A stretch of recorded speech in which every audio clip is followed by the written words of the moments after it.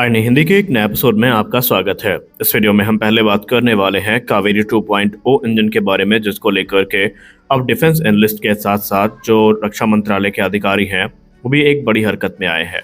और क्या अब हमारी जो एक लंबे समय से डिपेंडेंसी थी अमेरिकी इंजन के ऊपर वो ख़त्म होने वाली है? और क्या इंडिकेशन मिल रहे हैं जहाँ पर हमें न सिर्फ तेजस मार्क 1A बल्कि तेजस मार्क 2 में जो इंडिजिनस इंजन्स हैं वो देखने को मिल सकते हैं?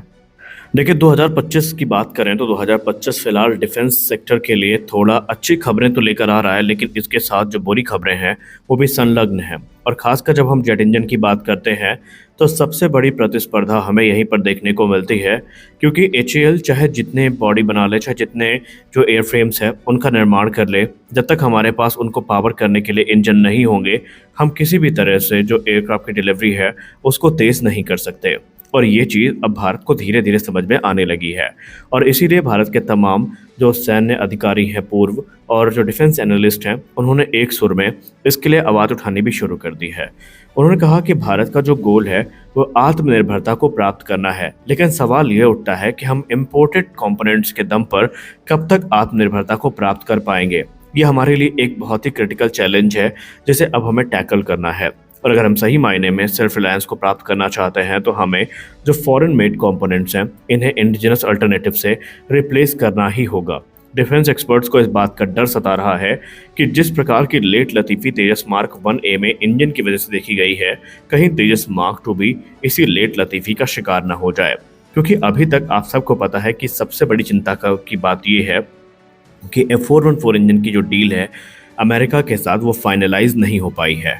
और कुछ समय तो र्यूमर भी उठने लगे थे कि भारत इनका अल्टरनेटिव तलाश कर रहा है, जहां पर सैफरान का M88 टीरेक्स का नाम भी सामने आया था, लेकिन बाद में एचएएल को सामने आकर खुद स्पष्टीकरण देना पड़ गया। और अभी हाल ही में एचएएल चीफ ने एक इंटरव्यू के दौरान ये कहा कि अब जो इंजन डील हम लोग एक्सपेक्ट कर रहे थे या आम नागरिक भारत का एक्सपेक्ट कर रहा था कि 2025 अंत तक हो जाएगी, वो हमें 2026 मार्च के पहले शायद देखने को ना मिले।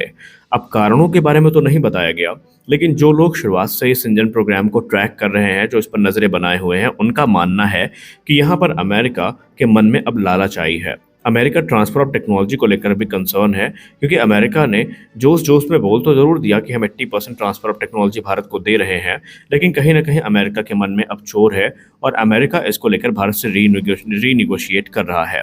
तो कुछ लोगों का ये मानना है कि अमेरिका ने अब इसकी प्राइस को बढ़ा दिया है और तकरीबन 500 मिलियन से ज़्यादा की जो राशि है एडिशनली भारत से डिमांड करी गई है। और कहा जा रहा है कि इसी को लेकर जो नेगोशिएशन है एचएएल और अमेरिका के बीच में चल रहा है। हालांकि एचएएल ने इन मामलों पर आधिकारिक कोई टिप्पणी नहीं करी है, इसलिए हम इस चीज़ को वेरीफाई नहीं कर सकते, लेकिन जो लोग इस प्रोग्राम को ट्रैक कर रहे हैं उन्होंने इसी अनुमान के साथ अपने कथन को रखा है। देखिए अब डिफेंस एक्सपर्ट्स ये मानते हैं कि यही सही समय है कि हम इस समय भले ही ये मान के चल रहे हैं कि कावेरी इंजन अभी रेडी नहीं है, लेकिन अगर आज से हम इस पे पूरा फोकस केंद्रित करते हैं और कावेरी 2.0 प्रोग्राम को फुल फ्लेज हरी झंडी मिल जाती है, तो हम ये उम्मीद कर सकते हैं कि एक दशक के पहले हमें जो इंडिजिनस जेट इंजन है वो देखने को मिल सकता है। और ये एक स्ट्रेटेजिक इन्वेस्टमेंट होगी जो कि ना सिर्फ हमें एक ऐसे ट्रैप से बाहर निकालेगी जहां पर हमारी डिपेंडेंसी सिर्फ अमेरिका के ऊपर रहेगी, बल्कि हम आत्मनिर्भरता को प्राप्त करके एक स्वतंत्र मैन्युफैक्चरर के तौर पर अपने एयरक्राफ्ट को एक्सपोर्ट भी कर पाएंगे। क्योंकि रक्षा मामलों के जानकार लोग ये कहते हैं कि तेजस मार्क 1A हो या तेजस मार्क 2 हो, ये सब एक ही थाली के चट्टे बट्टे हो जाएंगे, क्योंकि इसमें अमेरिकी इंजन ही यूज़ किए जाएंगे। फिर चाहे वो F404 हो या F414 हो, दोनों को जनरल इलेक्ट्रिक की तरफ से बनाया जाता है। और आप सब जानते हैं कि अमेरिका की टेक्नोलॉजी पूरी तरीके से अमेरिका के कंट्रोल पे ही होती है और भारत की डिपेंडेंस भी कहीं ना कहीं अमेरिका के अधीन हो जाएगी, क्योंकि उनको इस बात का डर सता रहा है कि तेजस प्रोग्राम भी अमेरिका के एक्सपोर्ट कंट्रोल लॉ के अंतर्गत आएगा, जिसमें international traffic in arm regulation ITAR शामिल है। यानी कि भारत को अगर किसी अन्य देश को अपना एयरक्राफ्ट एक्सपोर्ट करना पड़ा तो भारत को पहले यूएस की परमिशन चाहिए होगी और उसके बाद ही भारत एयरक्राफ्ट को एक्सपोर्ट कर पाएगा। अगर अमेरिका मना कर देता है तो ये चीज़ें भारत के लिए मुश्किल हो जाएंगी और इसीलिए अमेरिका यहाँ पर भारत के प्रोग्राम पर नज़र भी बना के रखता है। और सबसे खास बात तो ये है कि ये लिमिटेशन ना सिर्फ भारत की खुद की कैपेबिलिटी को प्रभावित करेंगी, बल्कि इंटरनेशनल जो डिमांड है और वो लोग जो इस समय तेजस मार्क 2 और मार्क 1A की तरफ उम्मीदों की नज़र से देख रहे हैं, वो भी इसी की वजह से हिचकिचा रहे हैं। और शायद यही कारण है कि वो भारत से इसको लेकर बात आगे नहीं बढ़ा रहे हैं। और ऐसे में अगर हम एक खुद का कावेरी 2.0 इंजन विकसित कर लेते हैं, जिसको लेकर जीटीआरई क्लेम करती है कि वो 98 किलोटन तक का थ्रस्ट जनरेट करने में सक्षम होगा, तो हम इस कमी को दूर भी कर सकते हैं, एडवांस इंजन बना भी सकते हैं और अपनी जो डिपेंडेंसी है अमेरिका के ऊपर उसको कम भी कर सकते हैं। डिफेंस एनालिस्ट ये मानते हैं कि डोमेस्टिकली प्रोड्यूस इंजन को इंटीग्रेट करने का सीधा मतलब ये है कि ये हमारे लिए एक गेम चेंजर होगा।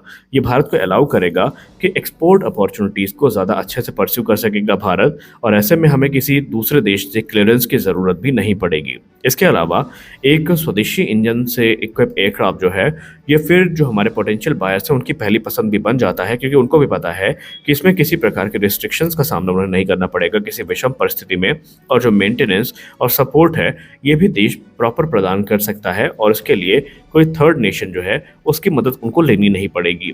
तो यानी कुल मिलाकर के इंडिजिनस सोल्यूशन के लिए तो ये अच्छा है ही, लेकिन हमारे जो एक्सपोर्ट अपॉर्चुनिटीज़ हैं एयरक्राफ्ट की उनको भी काफ़ी ज़्यादा ये बढ़ा देगा। लेकिन सवाल ये उठता है कि आखिरकार कब तक हम ख़याली पुलाव बनाते रहेंगे? क्या इसका कोई भविष्य भी है? क्या जो सपना हम देख रहे हैं वो कभी वास्तविकता का रूप लेगा? देखिए, इसमें कोई संदेह नहीं है कि डोमेस्टिक इंजन को विकसित करना अपने आप में एक बहुत बड़ा चैलेंज है और भारत इस काम को 1980 के दशक से कर रहा है। हालांकि हम ये नहीं कहेंगे कि प्रोग्राम फेल हुआ, क्योंकि प्रोग्राम ने बहुत सारे उतार चढ़ाव देखे, और यहाँ पर हम तारीफ करना चाहेंगे जीटीआरई के वैज्ञानिकों की कि भारी दबाव के बावजूद भी उन्होंने कभी हार नहीं मानी, और आज हम वहां तक पहुंच चुके हैं जहां पर हमारा कावेरी ड्राई इंजन अपने सर्टिफिकेशन से चंद कदमों की दूरी पर है। सर्टिफिकेशन का सीधा मतलब ये है कि इसके बाद कावेरी 2.0 की शुरुआत होगी, और कावेरी 2.0 को लेकर जीटीआरई पहले ही कह चुकी है कि 5 से 7 वर्ष में वो इस इंजन डेवलपमेंट को पूरा कर सकते हैं। और इसमें उनका समर्थन देने के लिए जो हमारे प्राइवेट सेक्टर कंपनियां हैं, जिसमें सोलर ग्रुप हो गए, लार्सन टुब्रो हो गए और दूसरी कंपनियां हैं, वो सामने आ रही हैं। यानी कि ये प्रोग्राम युद्ध स्तर पर आगे बढ़ सकता है। बस ज़रूरत है इस चीज़ की कि भारत सरकार इसका समर्थन करना ना छोड़े। भारत सरकार जितने भी ज़रूरी फंड्स हैं वो इशू करे, और जो इंटरनेशनल कोलैबोरेशन है उसके रास्ते भी इख्तियार किए जा सकते हैं, उनसे सपोर्ट लिया जा सकता है। और ऐसे में हम एक ऐसा इंजन विकसित कर सकते हैं जो कॉस्ट इफेक्टिव भी होगा, पावरफुल भी होगा और हमें सही मायने में आत्मनिर्भर बनाएगा। और वो इंजन कोई और नहीं बल्कि हमारा कावेरी 2.0 होने वाला है। कावेरी 2.0 पर बात करते हुए एक बार जीटीआरई के सीनियर साइंटिस्ट ने कहा था कि इस इंजन में कोर अपग्रेडेबिलिटी के भी ऑप्शन हमें देखने को मिलेंगे, यानी इसकी कोर को अपग्रेड करके इसका जो थ्रस्ट नंबर है ये इंक्रीज किया जा सकता है।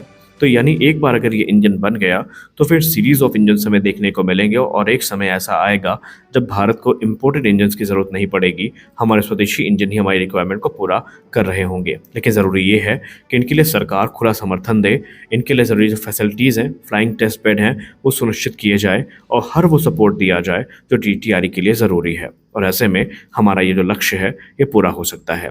तो आज के इस वीडियो में बस इतना ही। मिलते हैं अगले वीडियो में कुछ और अपडेट्स के साथ। तब तक के लिए जय हिंद।